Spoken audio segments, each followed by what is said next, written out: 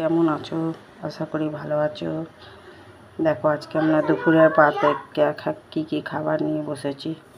ভাত, মাছ ভাজা, আলু পটল, ডাল, চাটনি, আর এই যে চিংড়ি মাছ বানিয়েছি,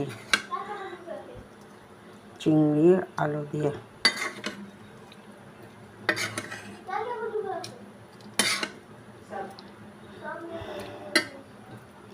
বাজার থেকে এসে এইটুকুই খাবার বানিয়েছি। বাজারে গেছিলাম, বাজার একটু ভিডিও তোমাদের দেখাবো ফলের বাজারে। বাস এইটুকুই রাখছি।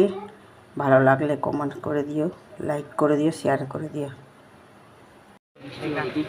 আগে দেখি বৃষ্টি হলে তখন 2 কিলো দিচ্ছি। ওরে বাবা, হ্যাঁ তখন টক হলে তখন 2 কিলো নিয়ে আমি এখন ইয়ে করবো, খেয়ে দেখি তখন নিয়ে যাবো।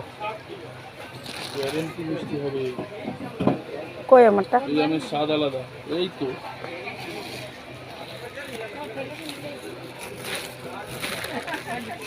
বেশি দিও না, ওকে দিন দুটো দোকান का